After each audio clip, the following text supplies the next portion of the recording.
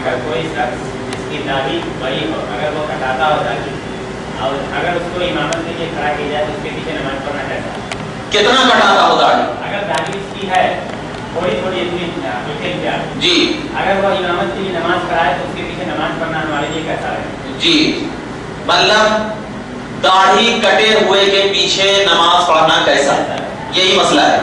دیکھیے تمام علماء کرام کا اس بات پر بھی اتفاق فیصلہ ہے، اور شیخ عبدالحق محدث دہلوی علیہ رحمۃ و رضوان نے بھی اپنی کتاب میں ظاہر فرمایا ہے، اور تمام مفتیان کرام نے فرمایا کہ ایک مشت سمجھ رہے ہیں، ایک مٹھی کا مطلب یہاں سے ایسا پکڑا جائے تو ایک مٹھی یہ نظر آئے، ایک مٹھی داڑھی رکھنا واجب ہے، ایک مٹھی داڑھی رکھنا کیا ہے؟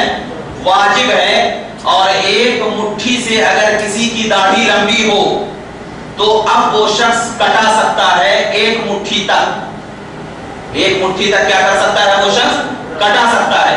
لیکن اگر کسی کی داڑھی ایک مٹھی سے کم ہے اور وہ کٹا رہا ہے تو اس نے واجبات کو ترک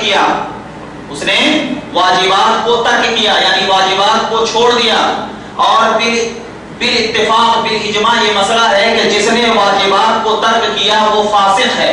وہ کیا ہے؟ فاسق کا مطلب کیا ہوتا ہے؟ مطلب اس کی نہ نماز قبول، اس کے پیچھے نماز پڑھیں گے تو اس کی نہ نماز قبول ہوگی، دوسری اس کی نہ گواہی قبول ہوگی، اس کی نہ اب کوئی گواہ جتنے بھی ہوں گے اس کی کوئی چیز قبول نہیں ہوگی۔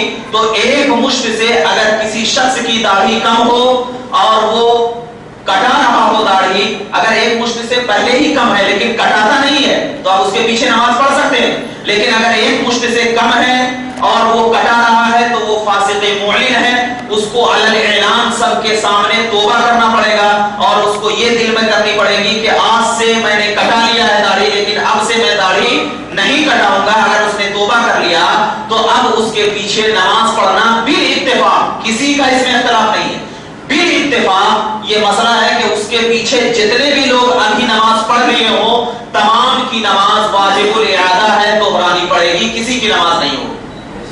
سمجھ میں آئے گی بات؟ کیوں؟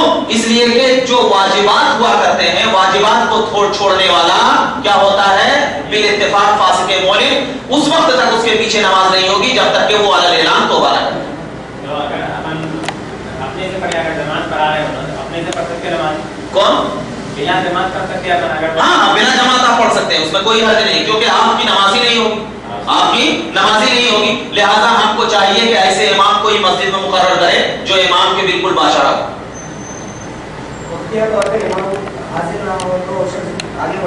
ہاں، وقتیہ طور پہ امام اگر حاضر نہ ہو، ٹھیک ہے، وقتیہ طور پہ اگر امام حاضر نہیں ہو اور سب لوگ ایک طریقے کے ہوں، سب داڑھی منڈے ہوں، اگر سب داڑھی منڈا ہے تو کوئی ایک داڑھی منڈا نماز پڑھا سکتا ہے، اگر کوئی داڑھی والا ہے، کوئی ایک بھی داڑھی والا ہے، کوئی ایک بھی، تو اگر وہ داڑھی والا اس کے پیچھے نماز پڑھ لیا تو اس کی نماز نہیں ہوگی، کیونکہ یہ مسئلہ ہے، سب اگر جاہل ہے تو ایک جاہل نماز پڑھا سکتا ہے، سب اگر عالم ہے تو ایک عالم نماز پڑھا سکتا ہے، سب اگر ننگا ہے تو ایک ننگا نماز پڑھا سکتا ہے، سب اگر کپڑے والا ہے تو ایک کپڑے والا نماز پڑھا سکتا ہے۔ لیکن اگر کوئی شخص ایسا ہو جو داڑھی والا ہے اور جانتا ہے نماز کے حالات کو، سمجھتا ہے، اگرچہ بغیر داڑھی والا عالم کیوں نہ ہو، مگر ایک شخص ایسا ہے جو نماز کے فرائض و واجبات کو جانتا ہو، نماز پڑھانے کے طریقے کو معلوم ہو، تو اگرچہ ایک عالم بغیر داڑھی والا ایک عالم کیوں نہ ہو تو اس عالم کے پیچھے اس شخص کی نماز نہیں ہوگی۔